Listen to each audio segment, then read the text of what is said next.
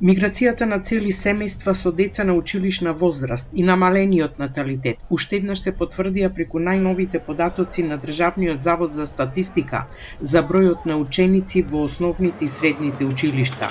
Се празнат училишните клупи, а според државна статистика, оваа учебна година во основните училишта се регистрирани 1500 ученици помалку од лани, или за 0,8%. Во средното образование, за разлика од лани, има 135 ученици помалку. Природниот прираст на населението, едно дете малку, две многу, треба да размислат колку, после имаме иселување.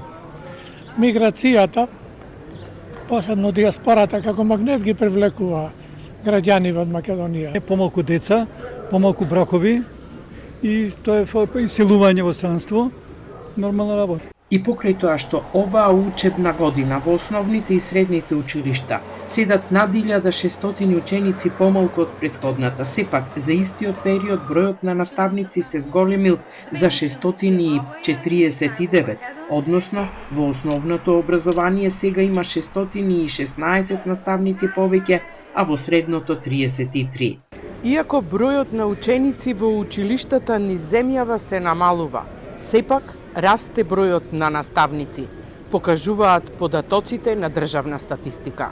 Граѓаните велат дека и образованието е жртва на политичките партии, но државата мора да има јасна стратегија кога станува збор за овој исклучително важен сектор.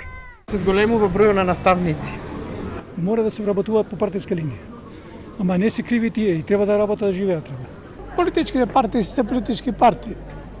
Но државата како држава мора да има подолгорочна стратегија во врска со колку е потребно да има наставници, како квалитет да бидат тие наставници. Уште подраматични се бројките во образованието ако се направи анализа за последните 10 години.